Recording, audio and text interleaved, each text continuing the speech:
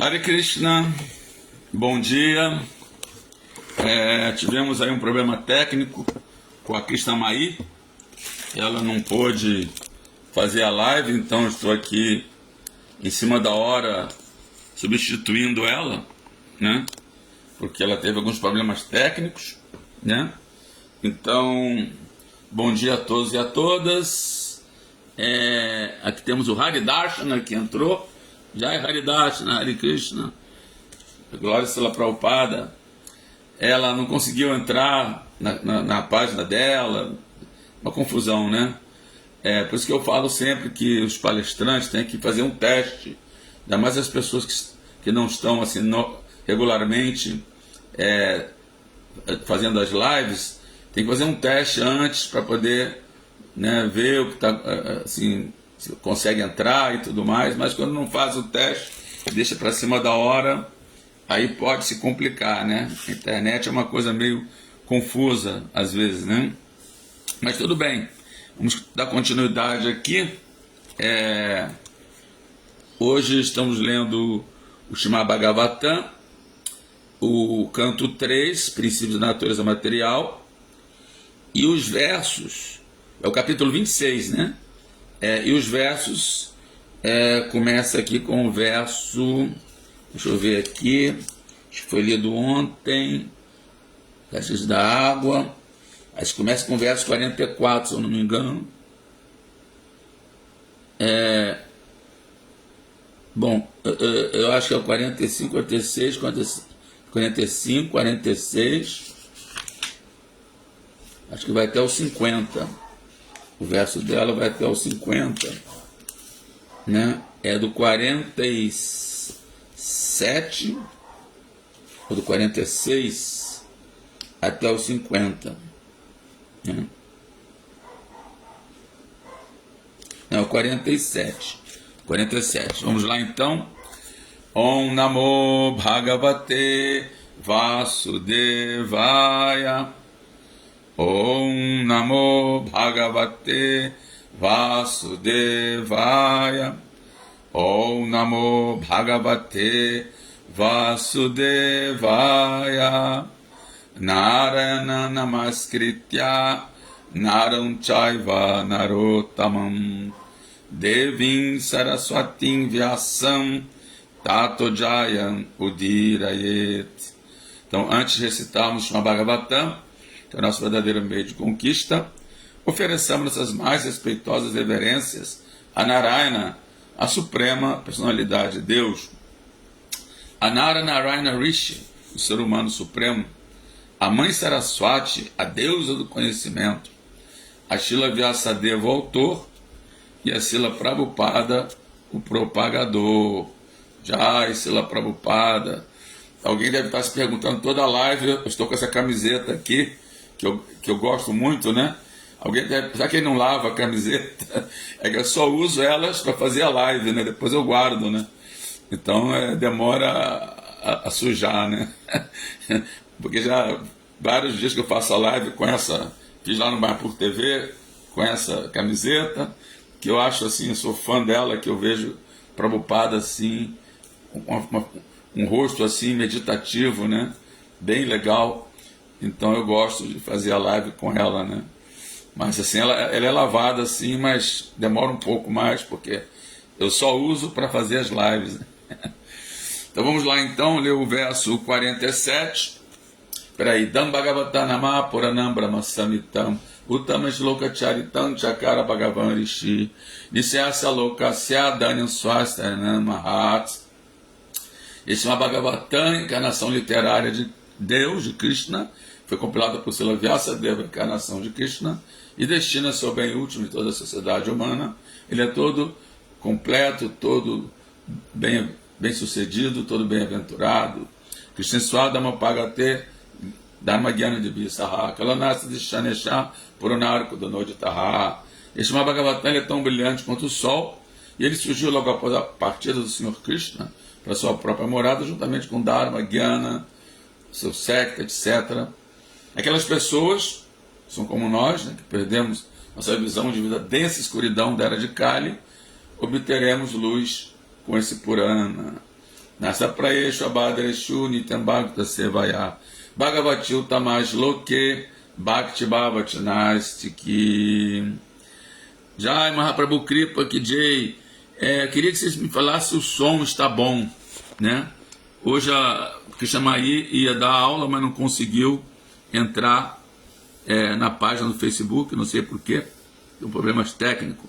Bom dia, Mahaprabhu Kripa. Eu queria saber se está bom o som, está tudo certinho. Estou fazendo hoje a gravação no celular, porque foi uma coisa assim, de uma hora para outra, né, que ela não pôde entrar, eu estou entrando assim, de improviso, então estou usando o celular, né, para não atrasar mais do que já atrasou, né? Bom, então agora vamos ler o verso 47. Naboguna Visheshurto Yasata Shrotram Uchate Vayorguna Visheshurto Yasata Sparshanam Vidur. Palavra por palavra. Nabhaguna Vishesha, a característica distintiva do céu, que é o som. Artaha, objeto de percepção. Yasya, cujo. Tat, este. Shrotram, o sentido auditivo. Uchate, chama-se. Vayorguna Vishesha, a característica distintiva do ar, tato. Artaha, objeto de percepção. Yasya, cujo. Tat, este. Sparshanam, o sentido táctil. Vidhu, eles conhecem. Tradução e significados dados por sua divina graça, Srila Prabhupada. Jai Srila Prabhupada. Obrigado, Mahaprabhu. Hare Krishna. Jai. Então, o sentido cujo objeto de percepção é o som, chama-se o sentido auditivo. E aquele cujo objeto de percepção é o tato, chama-se o sentido táctil. Significado: o som é uma das qualificações do céu e é o objeto de audição. De forma semelhante, o tato é a qualificação do ar e é o objeto de sensação do tato. Quer dizer, aqui, após ter descrito, né, os elementos que foram criados a partir do som, né, do som vem o espaço etéreo, aí depois o ar, né, da origem assim, ao tato, né, aí depois a imagem da origem ao fogo, né, e aí depois vai falar sobre a visão, que vê a imagem, né, quer dizer, a audição ouve o som, né, o tato sente a sensação táctil, né, assim a visão vê a forma que dá origem ao fogo. Depois vai falar o sentido do paladar, né, da língua, né, que dá origem ao elemento água, né, e que saboreia, né, assim, os alimentos, né, e finalmente vai falar sobre o sentido do olfato, né, da onde que vem do odor e que dá origem à terra, né. Vai ser então falada sobre esses objetos agora dos sentidos, né. Então o verso só tem esse significado. Vamos verso 48. Tejoguna Visheshorto Yaseta Shakshuruchate Amboguna Visheshorto Yasata Rasanam Vidu Bhumeguna Visheshorto Yasacha Grana Uchate. Tejaguna Vishesha, a característica distintiva do fogo, a forma. Artaha, objeto de percepção. Yasya, cujo. Este, Shakshur, o sentido da visão. Uchate chama-se Ambaguna Vishesha, a característica distintiva da água, que é o gosto. Artaha, objeto de percepção. Yasya, cujo. Este, Rasanam, o sentido do paladar. Vidu, eles conhecem. Bume Guná Visheshá, a característica distintiva da terra, o odor. Artaha, objeto de percepção. E Asya, cujo Saha, este, Grirá Naha, o sentido de olfato. Uchate, chama-se. Esse verso não tem significado, né?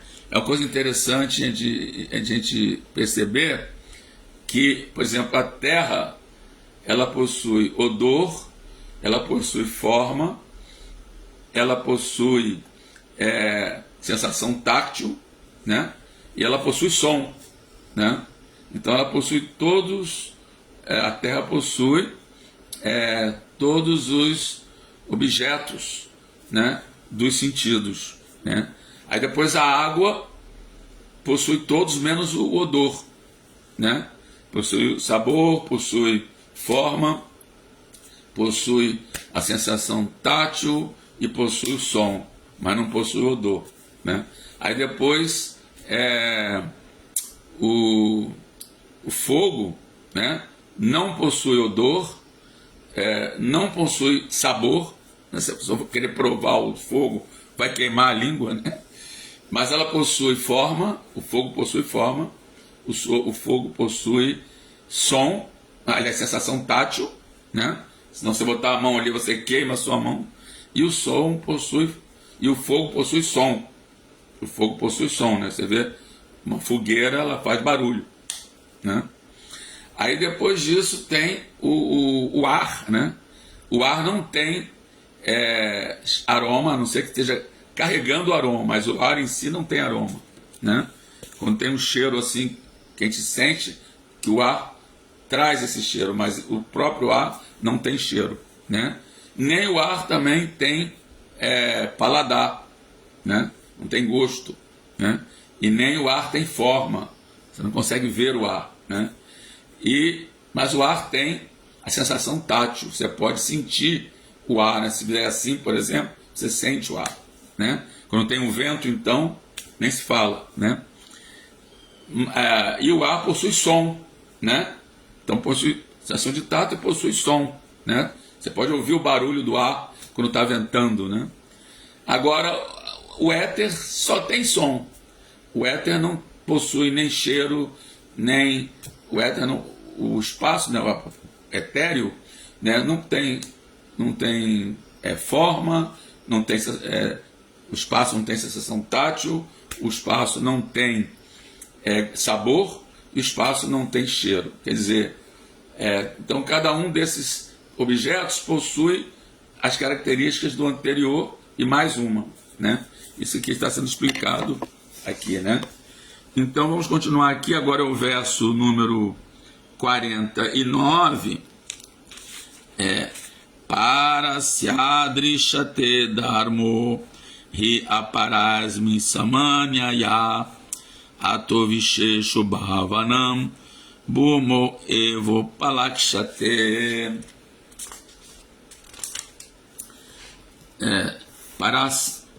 Parasya, da causa, Drishate, observam-se, Dharma, as características, Ri, de fato, Aparasmi, no efeito, Samanvayat, em ordem, Ataha, daí, Vishesha, a característica distintiva, Bhavanam, de todos os elementos, Bhumo, na terra, Eva, apenas, Apalakshate, é observada. Tradução, significado, será Prabhupada. Uma vez que a causa também existe em seu efeito, as características daqueles as características daquela são observadas neste. Quer dizer, a característica do efeito, aliás, a característica da causa são observadas no efeito, né? Então, sempre que há um efeito, ele possui a característica da causa, né? É por isso que as peculiaridades de todos os elementos existem apenas na Terra, né? Como eu expliquei, na Terra tem todas as peculiaridades dos anteriores, né? Sabor, forma, sensação tátil, né? Som, né? Quer dizer, porque a Terra foi um efeito dos anteriores. Então ela possui a característica dos anteriores, né? Significado: o som é a causa do céu, o céu é a causa do ar, o ar é a causa do fogo, o fogo é a causa da água, e a água é a causa da terra. No céu existe apenas som, no ar existem som e tato, no fogo existem som, tato e forma, na água existem som, tato, forma e sabor, e na terra existe som, tato, forma, sabor e aroma. Portanto, a terra é o reservatório de todas as qualidades dos demais elementos. Quer dizer, todos os demais elementos estão contidos na terra, né? A terra tem todas as 5 qualidades dos elementos, a água tem 4 qualidades, o fogo tem 3, o ar tem 2 e o céu apenas uma qualidade, que é o som, né? Então o éter é o mais sutil, é o sentido mais sutil, né? Ele só possui som, mais nada, né? É por isso que as ondas de rádio, né, transmitem o som, né? Assim, tudo que nós ouvimos assim, ou aqui no celular, né, ou através da televisão ou no rádio, tá lá frequências, frequência modulada, né, ondas curtas, ondas médias, tudo isso é o éter que transmite o som, né, que a gente ouve através do rádio, através da televisão, através de vários dispositivos que podem, através do éter, transmitir o som, né? Então, vamos então ao verso 50, né? Tudo isso aqui Kapila Deva está transmitindo para Devahuti. Alguém poderia perguntar, mas por que ele está falando sobre esses detalhes todos sobre os elementos materiais, né? Exatamente porque a Sankhya Yoga ela prima por fazer uma análise da matéria e do espírito. Diz que a pessoa, para poder entender assim, a alma espiritual, entender o que é espiritual, ela tem que entender o que é material, né? Assim como a pessoa, para entender o que é a luz, ela tem que saber o que é a escuridão também, né?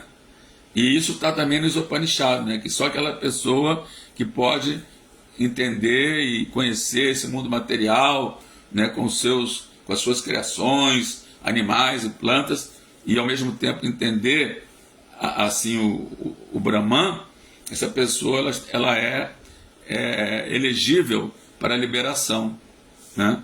Entendendo tanto o mundo material quanto o mundo espiritual. Isso aí é uma coisa muito simples de entender. Para você entender o que é bom, você tem que também saber o que é mal, né? Para você entender o que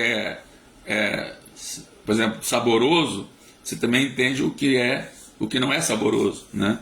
Ou seja, sempre para entender algo, você tem que entender o oposto, para poder fazer a comparação, né? Então, por isso a filosofia Sankhya, ela tem essa característica da estudo analítico entre o que é matéria e o que é espírito. Então, aqui, o Kapila Deva está dando os detalhes dos elementos materiais, da criação desses elementos, né? Para que a Devahuti entenda muito bem o que é esse mundo material, para depois entender também o que é a antimatéria, ou o que é aquilo que não é material, né? Vamos então ler o verso 50, que é o último, que diz assim: Etanya Sanhatya Jada Mahadani Saptavai Kala Karma Gunopeto Jagadade Upavishaha. Etani, esses, a Sanhatya, não estando misturados. Jada, quando Mahat Adini, o Mahatattva, o falso ego e os 5 elementos grosseiros. Sapta, ao todo 7. Vai, de fato, Kala, tempo, Karma, trabalho, Guna, e os 3 modos da natureza material, Upetaha, acompanhado por Jagadadir, a origem da criação, Upavishat, entrou. Tradução do verso 50: Quando todos esses elementos ainda não estavam misturados, a suprema personalidade de Deus, a origem da criação, juntamente com o tempo, o trabalho e as qualidades dos modos da natureza material, entrou no universo com a totalidade da energia material em 7 divisões, né? Essa totalidade da energia material é o Mahatattva, né?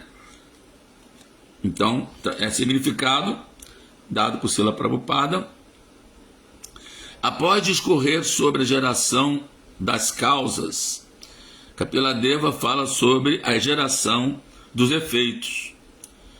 No momento em que as causas não estavam misturadas, a Suprema Personalidade de Deus, sob seu aspecto de Garbhodaksha e Vishnu, entrou em cada universo.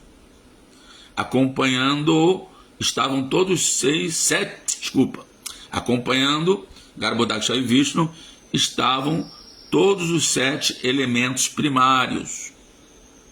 Os 5 elementos materiais, a totalidade da energia, Mahatattva, e o falso ego. São 7, né? Então, 5 elementos materiais, a totalidade da energia, que é o Mahatattva, e o falso ego. Esta entrada da Suprema Personalidade de Deus envolve sua entrada nos átomos do mundo material. Isso se confirma no Brahma Samhita 5.35. Andantara Paramanu Chayantara Stam. Ele está não apenas dentro do universo, como também dentro dos átomos.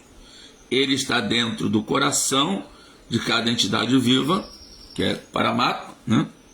Então, o Garbhodaksha e Vishnu, a Suprema Personalidade de Deus, entrou em tudo.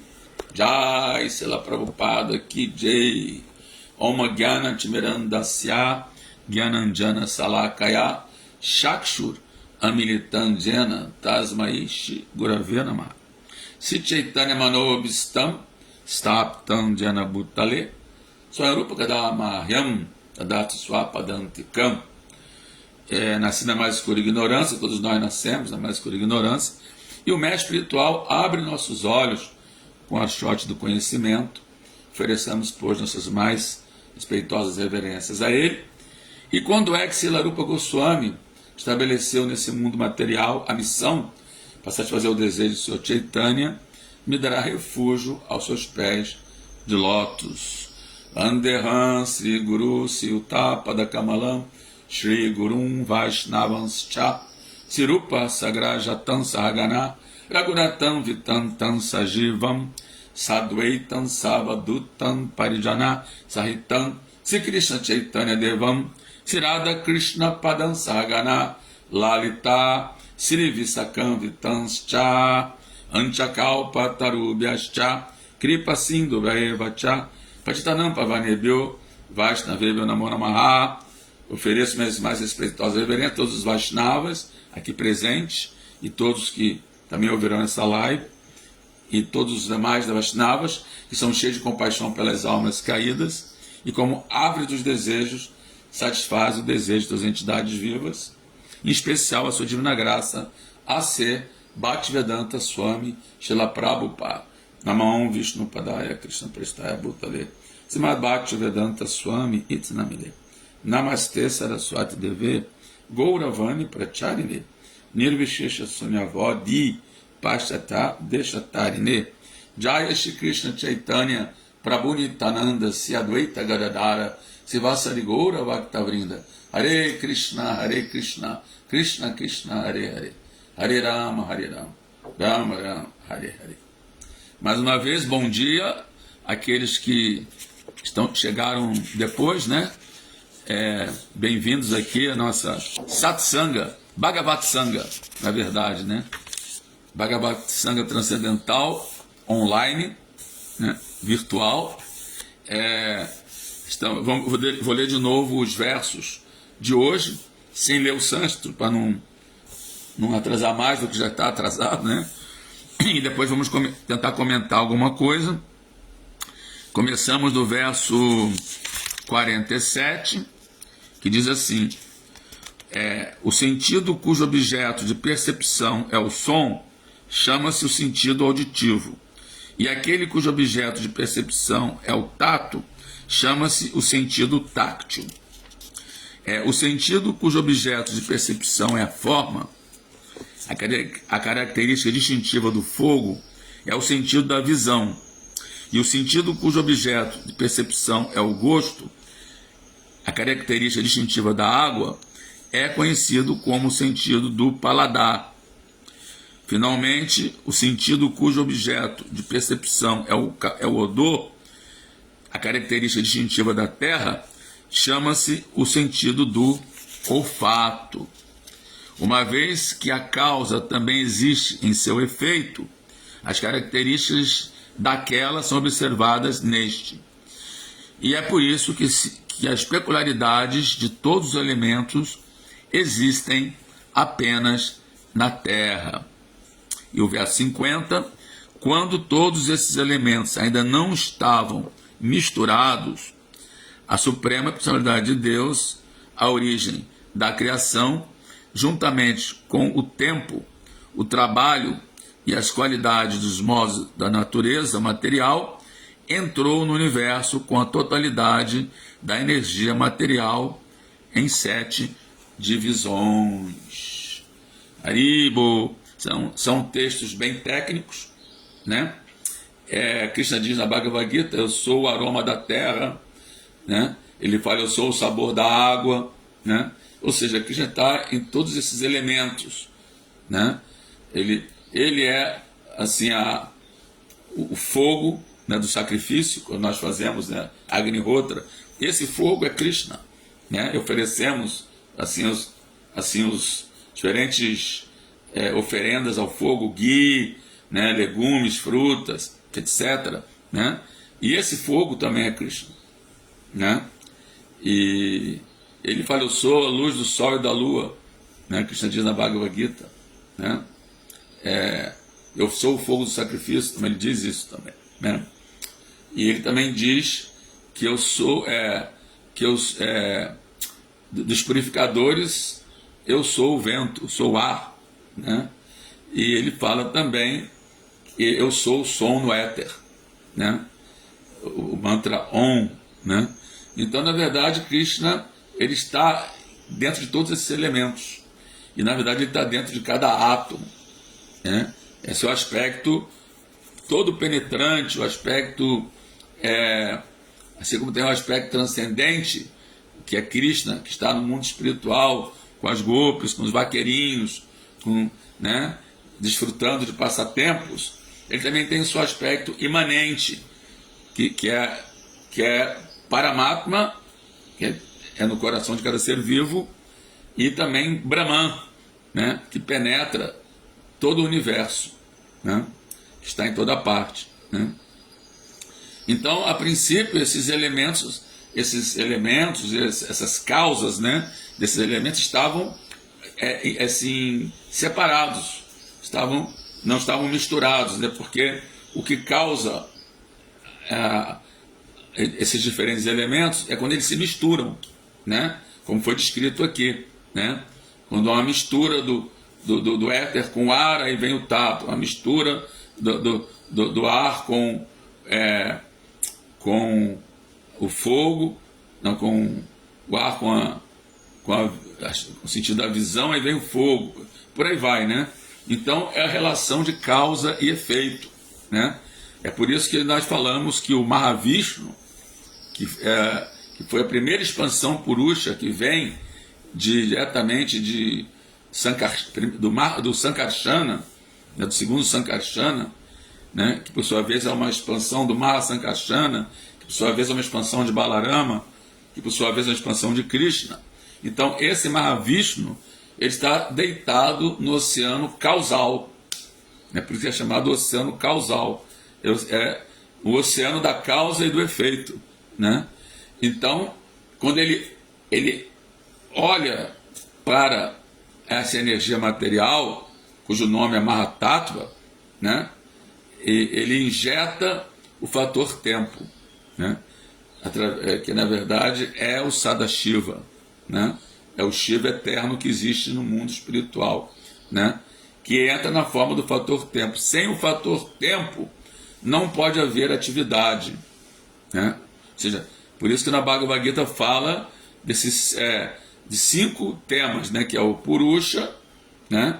Que é o Ser Supremo, é Prakriti, que é assim a energia que emana de Krishna, né? Que é a energia material, é Jiva, que é a entidade viva, é atividade, que é Karma, e Kala, que é o tempo, né? Então, de trás para frente, para haver atividade, Karma, tem que haver Kala, tempo, né? Porque qualquer tipo de movimento, ele depende do tempo, né? Eu já tinha explicado isso numa outra live, por exemplo, vou dar um exemplo aqui. Aqui está uma bolsa de japa. Ela agora está aqui. E se eu passar ela para cá, aqui já vai ser passado. E lá vai ser o presente, e depois lá vai ser o passado. Se eu passar ela para cá de novo, aqui vai ser, era o futuro que já está sendo presente. Ou seja, para haver movimento tem que haver tempo, né? Então, relação de tempo e espaço, né? Sem tempo não há espaço, e sem espaço não há tempo, né? Os dois eles são interrelacionados, né? Então, esses modos da natureza estavam no estado adormecido, né? Os elementos não estavam misturados, como diz aí, não estavam misturados. Por exemplo, digamos que vai fazer uma preparação. Aí você tem ali o sal, você tem ali o condimento, né? Você tem assim a farinha, ou sei lá, né? Para fazer assim um bolo, né? Tem a farinha, aí você tem o fermento. Enquanto eles estão separados, né? O bolo não acontece. Na hora que você começa a misturar tudo, aí sim você vai formar aquela massa, que a partir dali você põe no fogo, né? E aí então vai surgir o bolo, né? Então o que é esse bolo? São os elementos que foram misturados ali, né? Entrou o fogo, entrou, né, o tempero, o odor, né, do tempero, né? Entrou a água, para fazer a massa tem que ter a água, né? E, quer dizer, os elementos entraram ali, você misturou de uma certa proporção de cada um, né? Se tiver algum fora da proporção, estraga o bolo, né? Eu me lembro que uma vez, assim que eu entrei no movimento, né? Eu era tipo assim, virei cozinheiro, né? E aí, mas como eu era macrobiótico, né? Eu resolvi fazer um mingau para os devotos, né? Só que eu fui fazer um mingau de araruta, né? Que é um mingau que era muito assim usado na alimentação macrobiótica, né? Só que eu coloquei excesso de levedo de cerveja, né? Aí o mingau ficou super amargo. As pessoas, só que naquela época, né, não podia rejeitar, né? Que a ideia era, se Krishna aceitou, todo mundo tem que aceitar também, né? Então as pessoas iam comendo, fazendo careta e me xingando, né? Né? Mas tinham que comer, porque já que ofereceu a Krishna aceitou, né? Era meio radical a coisa, né? Ou seja, eu botei uma proporção muito, muito maior do elemento amargo, né? Que é o levedo de cerveja. Então, como Krishna, ele é perfeito, né? Ele nunca... a preparação dele, que é esse mundo material, nunca é desproporcional, né? Sempre tem os elementos da proporção certa, né? Assim como, por exemplo, nós temos os doshas do Ayurveda, né? Então, no nosso corpo tem esses 5 elementos, chamado Panchamahabhutas, né? Que é terra, água, fogo, ar e éter. E eles estão numa proporção, estão numa certa proporção. Quando essa proporção é desfeita, existe um desequilíbrio, né? Então a gente fala, a pessoa ela é vata. Por que ela é vata? tem um excesso de ar e éter. Aí fala, tal pessoa, ela é capa. Por quê? Tem um excesso de água e terra. Né? E tal pessoa, ela é pita. Por quê? Tem um excesso de fogo e água. Né? Ou seja, os elementos estão na proporção não ideal, né? E a pessoa então desenvolve características. Ou ela engorda muito, ou ela fica muito magra, né? Ou ela fica... ou ela então fica muito aérea, né? Ou ela então fica muito explosiva, muito fogo, né? Então, quer dizer, a gente tem aquele famoso verso, né, que a gente sempre fala sobre a Kali Yuga, né, que chama Kaler Dosha Nider Rajan, né, porque a palavra dosha quer dizer esse equilíbrio, né, e não desequilíbrio. Dosha quer dizer desequilíbrio, né, excesso de alguma coisa e falta de outra, né, desproporção, né. Então diz que Kali Yuga é Kaler Dosha Nider, que Kali Yuga é um oceano de desequilíbrios, né? Ou seja, tem muito pita, muito vata, muito kapha, ou seja, a proporção dos elementos está desigual, né? Então diz, Kaler Dosha Nider Rajan, Kali Yuga é um oceano de desequilíbrios, um oceano de desproporções. Porém, Hasti Eko Mahaguna, existe uma boa qualidade, Eka Mahaguna, né? Qual é essa única boa qualidade? Kirtana Eva Krishnasya, que através do Kirtana, do Mahamantra, Hare Krishna, Krishna Krishna, Hare Hare, Hare Rama, Rama Rama, Hare Hare, Mukta Sangha Paramvraje. A pessoa pode alcançar, se libertar desse mundo material, Mukta, e Paramvraje, alcançar a meta última, o destino último da vida humana, que é voltar ao lar, de volta a Krishna, né? Desenvolver amor puro por Krishna, né? Então, para chegar a esse ponto, né, temos que conviver com esses desequilíbrios, né, da Kali Yuga, né? Agora, quando a pessoa ela adota a consciência de Krishna, quando a pessoa adota a vida espiritual, assim, gradualmente esses desequilíbrios vão, assim, tendem a desaparecer, né? Porque a pessoa começa a ter uma vida regrada, uma vida disciplinada, né? É claro que isso não é da noite para o dia, mas, claro, existem devotos às vezes que são muito gordos ou muito magros, né? Mas eu tenho percebido que, com o passar do tempo, esse desequilíbrio vão desaparecendo quando o devoto assume algum serviço devocional. Esse desequilíbrio vão desaparecendo, né? Porque o devoto tem uma vida disciplinada, o devoto não dorme, nem dorme demais, nem dorme de menos, nem come demais, nem come de menos, nem se diverte demais, nem se diverte de menos, nem trabalha demais. Às vezes trabalha demais, né? O certo é não trabalhar nem de mais nem de menos, né? E assim, com uma vida equilibrada, né, automaticamente, e disciplinada, automaticamente esses elementos eles vão se ajustando, né? Porque esses elementos também têm muito a ver com a sua mente.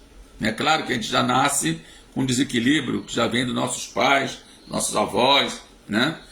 Então, por exemplo, eu estava falando dos doshas, né? Se os pais eram vata, a pessoa já nasce também vata. Se os pais eram pita, a pessoa já nasce pita. Se os pais eram kapha, ela também nasce kapha. Porém, ela vai amenizar, atenuar os efeitos desses doshas e vai conseguir controlá-los, né?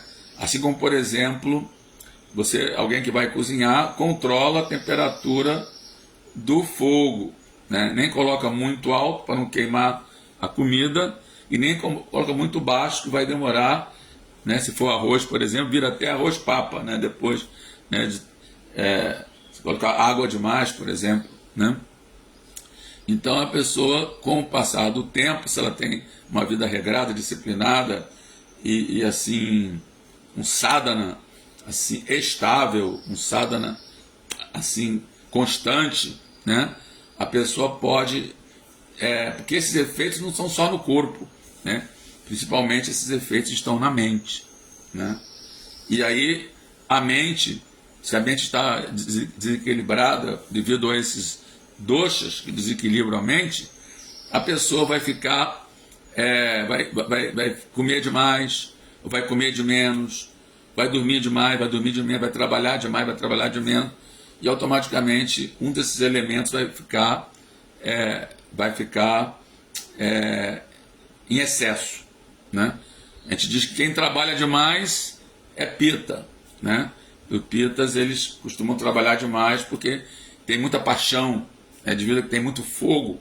Pita quer dizer fogo e água, então desenvolve muita paixão, então faz tudo demais, né? Você vai numa academia, fica lá 4 horas malhando, se trabalha, fica workaholic, né? Trabalha 10 horas, 12 horas por dia, né? Então é o pita. Já o kapha é o contrário, né? Ele é mais devagar, né? É mais assim preguiçoso, né? É mais lento, né? E também, mas por outro lado ele é mais tranquilo, né? É mais bondoso, é mais assim, digamos, acolhedor, né? Tem outras características positivas, né? É mais generoso, né? E por outro lado, o vata é hiperativo, né? O vata é hiperativo e também é disperso, né? Ele não consegue seguir assim uma vida assim pragmática, né? Sua vida é como se fosse uma colagem, faz várias coisas diferentes ao mesmo tempo, né? Então, se você consegue se fixar em consciência de Krishna, é como o Krishna diz na Bhagavad Gita, né? Através da prática constante e do desapego, né? Arjuna, ele rejeitou, né, o processo de yoga que Krishna descreveu no capítulo 6, né? Porque ele argumentou que a mente é muito instável, é muito turbulenta, é muito difícil de controlar, né? Que é mais difícil de controlar a mente do que controlar o vento, seria o prana, né? Então muitos autores eles falam que esse vento na verdade são os 5 ares que circulam no corpo, né? Controlar o prana, o yogi ele consegue controlar, né, os movimentos desses ares que regem todos os movimentos fisiológicos do corpo, né? E Arjuna fala que é mais difícil controlar o vento, a mente, é mais fácil controlar o vento do que controlar a mente, né? E aí Krishna concorda com ele, a Sansaya Mahabaho, Manodurnigaran Chalan, Abhyasena Tukantea Vairagena Jagrihate. Ele fala, sim, é possível controlar a mente. A mente ela é instável, realmente, tem razão. Ela é muito turbulenta, obstinada. Mas é sim possível controlar a mente através da prática constante e do desapego. Então, qual é essa prática constante? Chama-se abhyasa, que Hridayananda Maharaj estava explicando que no sânscrito daquela época, sadhana eles chamavam de abhyasa, né? Então, abhyasa e sadhana é a mesma coisa, né? O que significa isso? Uma disciplina diária, né? Todo dia o devoto dorme cedo, acorda cedo, todo dia ele canta as suas 16 voltas, todo dia ele adora a deidade, né? Ele tem uma vida regulada, disciplinada, né? Então, através dessa, e pratica constantemente os processos da consciência de Krishna, ouvir, cantar, lembrar, né? Servir os pés de lótus, orar para Krishna, adorar a deidade, né? E por aí são 9 processos, né? Se tornar-se um servo, fazer amizade com Krishna e oferecer tudo a Krishna, né? É um processo gradual, mas ele está assim firme nessa prática, então automaticamente ele consegue, a sua mente ela pode ser controlada e também pelo meio adequado, né? Porque às vezes a pessoa pode ter um sadhana que não é uma coisa autorizada pelas escrituras, não é um meio adequado, né? Já havia até mesmo devotos né, no movimento, adotando certas disciplinas que não foram assim recomendadas nem nas escrituras, nem pelo mestre espiritual, né? Então, Prabhupada dizia que o devoto não deve fazer jejuns desnecessários, né? Que o devoto deve seguir estritamente o mestre espiritual. Se o mestre espiritual pede para a pessoa fazer jejum, ela faz jejum. Se ele pede para a pessoa comer, ela come. E não deve inventar assim jejuns desnecessários e práticas desnecessárias, né? Que vão apenas desequilibrar mais ainda os doshas, né? Os ares do corpo o pita e o kapha, terra, água, fogo, né? Então, e ar, né? Então, essa disciplina tem que ser pelo meio adequado, dado pelo mestre espiritual, né? E deve ser ininterrupta, deve ser constante. Aí a pessoa faz a disciplina, passa assim, agora eu vou fazer uma semana sabática, vou fazer um mês sabático, aí vou praticar nesse mês, nessa semana, vou fazer tudo certinho, aí depois tiro umas férias, né? Aí durante outro mês eu quebro tudo, faço tudo errado, não canto japa, não acordo cedo, né? Assim, é o mês de férias da consciência de Krishna, né? Fico ouvindo filmes mundanos, assistindo filmes mundanos, lendo livros mundanos. Aí depois no mês seguinte, de novo, vou fazer um mês sabático. Não, isso não dá, isso não funciona. Isso não funciona. A consciência de Krishna não tem férias. A consciência de Krishna não tem intervalo, né? Porque isso é chamado Kapala Sukha, né? Chamado Kapala Sukha. Kapala Sukha significa alternância entre prazer e renúncia. Prazer e renúncia. Prazer, ou seja, a pessoa... Aí é igual, às vezes, acontece na igreja católica, por exemplo, né? Eu me lembro que a pessoa pecava durante a semana, né? Peca durante a semana, e depois chega no fim de semana, ela fica santinha de novo, vai lá confessar com o padre, contar tudo que ela fez de errado, né? E aí vai lá, penitência, o padre manda ela rezar não sei quantas Ave Maria e Pai Nosso, dependendo da gravidade do que ela fez, né? Pode ser a quantidade de Pai Nosso e Ave Maria, vai depender da gravidade do que a pessoa fez, né? Aí de novo, segunda-feira, volta a pecar outra vez, fazer tudo errado de novo, né? Isso chama-se Kapala Sukha, né? Prazer e renúncia, né? E aí eu me lembro da minha infância, né, que eu fui criado dentro do catolicismo, tem uma igreja bem aqui, quase em frente à minha casa, e o padre, quando eu ia me confessar, ele dava bronca, né? Ele dava bronca e falava alto, né? As pessoas que estavam fora ouviam ele dando bronca, né? E eu ficava muito envergonhado, né? Eu ficava assim, nunca mais fui lá me confessar, né? Porque eu ia me confessar e ele dava uma bronca, né? Quer dizer, essa não é a função do padre, né? O padre tem, no máximo, dar uns conselhos, né? Mas ele dava bronca, né? Então não adiantava muito, né? Eu ficava com vergonha e parei de me confessar, né? Então a ideia é que você tem que extirpar a semente do desejo. Não adianta você, né? Se você chegar num local que tem ervas daninhas, né? Você está cultivando a sua planta de Bhakti Lata Bija, e você pega e corta as ervas daninhas, mas deixa a raiz lá. Você não arranca pela raiz. Você só arranca assim a superfície, né? O que vai acontecer? Vai crescer de novo, né? As ervas daninhas vão crescer outra vez, né? Então tem que arraigar as ervas daninhas. Arraigar, ou seja, arrancar pela raiz, né? Os desejos materiais, né?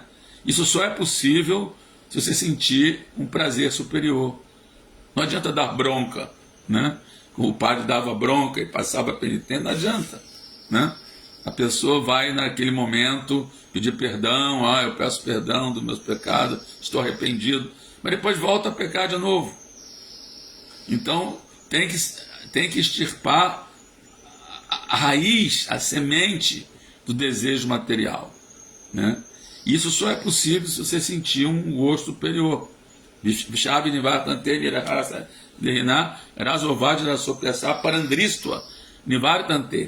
Parandristva, um gosto superior, né? A pessoa só vai eliminar a fonte do desejo, né, se ela saborear um gosto superior. E a alma quer ser feliz, a alma quer Ananda, né? Não só ela quer, ela é Satitananda. Ela já tem prazer nela. Ela é eternamente eterna, plena de conhecimento e bem-aventurança. Então, esse Ananda já existe na alma, só que como ela está coberta pelo corpo material, esse Ananda transforma-se em luxúria.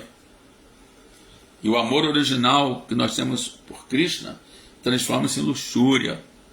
Assim como o leite, quando entra em contato com o suco de tamarino azedo, transforma-se em iogurte, né? Então, nesse verso fala que a pessoa pode até tentar assim, evitar, né, o prazer sensorial, né, através de repressão. Ela pode reprimir esse prazer sensorial, porém, se a mente continua apegada a essa sensação material, de prazer material, isso chama-se renúncia falsa. A pessoa é como se fosse um farsante, né? É um farsante, ela está externamente reprimindo os seus impulsos, mas por dentro ela está desejosa, né, de desfrutar. E ela vai acabar caindo, né, desfrutando. Mas Rasovarjan, por sentir um gosto superior, Parandristva Nivartante, né? Rasovarjan Rasopyasya Parandristva, né? Rasovarjan, ela sente um prazer superior. Assim como, por exemplo, alguém pode estar acostumado, né, como nós, por exemplo, eu, por exemplo, né, estava acostumado a comer carne, né, na minha infância, na minha adolescência, a maioria de nós aqui, né, que comíamos carne, né, e enquanto a gente não substitui isso, né, por um prazer superior, né, aquele desejo de comer carne continua, né. Eu me lembro que eu fiz macrobiótica, mas a macrobiótica, as comidas eram insossas, as comidas eram, tudo assim muito sem gosto, muito assim seco. E eu me lembro que ainda tinha às vezes vontade de comer um cachorro quente, de comer, e a gente vê que muito macrobiótico acaba caindo, né, quebrando, né, a regra. Arroz integral não tinha assim uma coisa doce, não tinha assim era tudo muito insosso, né? E aí é comida no modo da paixão, né? Ignorância e paixão, né? E aí então a vontade de comer carne ficava, né? Eu tinha que me reprimir. Depois que eu experimentei praçada, né? Assim, o gosto da praçada, né, que caiu como uma bomba, né? Me lembro que quando eu comi uma rala, assim, caiu assim como fosse uma bomba, né? Dentro do meu estômago, né? Então automaticamente aquele atração pela carne foi desaparecendo, né? E aí comecei a ficar atraído por doce. Eu me lembro que quando eu andava na rua e tinha assim aquelas baianas vendendo cocada, eu começava a salivar, né? Isso é um efeito colateral quando a pessoa para de comer carne, né? Isso acontece, né? Porque a carne é doce. Não sei se vocês sabem que a carne ela tem a raça doce, embora ela seja temperada com sal, né? Mas assim o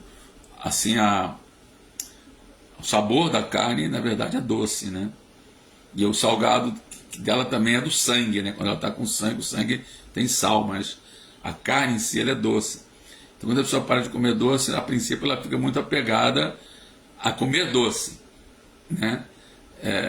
Eu tinha que me controlar. Mas aí depois, com o tempo, a gente vai, o organismo vai se adaptando, né? E tudo, o ser humano ele é altamente adaptável, né? Ele se adapta, né? E aí então, a partir daí, a gente passa, se bem que até hoje ainda gosto de doce, né? Mas assim, pelo menos nunca mais tive o desejo de comer carne, né? Pelo contrário, a gente sente até uma certa repulsa, né? O aroma, o cheiro, né? Eu me lembro, eu sei que tem um famoso professor de yoga, o De Rose, né? Que ele dizia que ele era vegetariano, mas ele comia na churrascaria, né? Porque na churrascaria tem carne, mas também tem muitos legumes lá, muitas verduras, né? Que eles falam que até esqueci o nome que eles dizem, tem a carne, que é a comida principal, e tem a guarnição, eles dizem a guarnição, que são termo gaúcho, né? Que são aqueles legumes, assim, esses vegetais, assim, para comer junto com a carne, né? E aí, mas eu não aguento entrar numa churrascaria, porque o cheiro da carne, para mim, me dá náuseas, né? Eu não sei vocês, mas só de sentir o cheiro, quando eu passo em frente a uma churrascaria, já me dá náuseas, né? Isso significa, isso mesmo, raridade, prayachita, exatamente, essa expiação, né? Expiação chama-se prayachita. A gente vou pecar, depois vou rezar, né? E muitas vezes os devotos fazem isso também, né? Cometem atividades pecaminosas, depois eu vou cantar Hare Krishna, depois eu vou circular Tulasi, né? E vou me livrar da reação pecaminosa. Então isso é uma ofensa aos santos nomes, é a sétima ofensa. Cometer atividades pecaminosas apoiando-se na força do cantar dos santos nomes. Eu vou pecar, vou passar uma semana pecando, depois eu canto Hare Krishna e pronto, né? Mas aí Krishna não é bobo, né? Krishna está no nosso coração, ele vai ver a nossa sinceridade, né? Então, se a pessoa comete um crime premeditado, a sentença é muito maior, né? Assim como, por exemplo, na justiça, né? Tem o crime premeditado e tem o crime passional. O que é o crime passional? A pessoa perde a cabeça e acaba matando a outra pessoa porque, assim, perdeu assim, o controle, teve um descontrole emocional, né?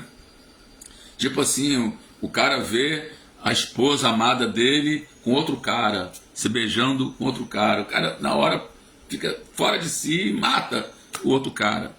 Então, isso é um crime passional, né? Já o crime premeditado, não. A pessoa, antes ela se organiza para cometer o crime, né? Mesmo sabendo que aquilo ali é pecado, ela se organiza para cometer o crime, né? Então, a sentença do crime premeditado é maior do que a do crime passional. Então, se o devoto ele cai, né, acidentalmente, né, por um descontrole, por uma fraqueza, é claro que se ele permanece em consciência de Krishna, ele se livra da reação pecaminosa e ele não está ofendendo o Mahamantra, porque ele não pecou de propósito, né? Ele simplesmente teve uma fraqueza. Agora, se a pessoa planeja, né? Eu vou pecar à vontade, depois eu vou cantar Hare Krishna, aí ela está cometendo ofensa aos santos nomes, e aí, na verdade, se ela está cometendo ofensa aos santos nomes, quem vai perdoar ela? Ela vai ter que sofrer a reação, né? Então é isso, gente. Foi muito legal o papo, né? Na verdade, esses versos eles são bem técnicos, não tem muita coisa para se falar sobre eles. Agora são 9h11. Eu vou ver aí os comentários de vocês, né? Agradecendo pela presença de todos vocês. Aqui temos, em primeiro lugar aqui, a primeira pessoa que entrou aqui foi, para variar, o Haridashna. Haribo, depois Mahaprabhu Kripa, Jai Prabhu, reverência. Amanhã é aula do Mahaprabhu Kripa, hein? Tudo ótimo, sim. Adilila também é nossa assim, ouvinte aqui, regular, né? Muito bem, Adilila. Aquele famoso verso. Nasce a Praesha Badreshu Nityambhagata Sevaya. Por ouvir regularmente as aulas do Bhagavata e prestar serviço ao devoto puro, que é o devoto Bhagavata. Tudo que é molesto ao coração é automaticamente destruído. E o serviço devocional se estabelece como um fato irrevogável. Então, se você realmente está diariamente assistindo essas aulas do Bhagavatam, esse serviço devocional está se estabelecendo em seu coração como um fato irrevogável, né? Que é o que nós queremos, né? A gente não quer deixar a consciência de Krishna. Otávio Daniel Neves, Hare Krishna, né? Haribo. Aqui temos Luiz Rocha Goulart. Peraí. E temos também, aqui de novo, Adilila, bom dia, irmão. Sundarangi, também figurinha carimbada. Hoje vamos ter, né, o Lapidar Glória, né? Lapidar Vijaya. Todas as glórias ao Lapidar Glória. Prayatita, muito bem, Haridatna, Otávio, Luz Rocha, Sundarangi de novo, voltou? Volta, a gente passa para baixo, volta. Sundarangi, comigo também aconteceu algo semelhante, quando parei de comer carne. Fazia pratos vegetarianos que lembravam a carne, como a carne de soja.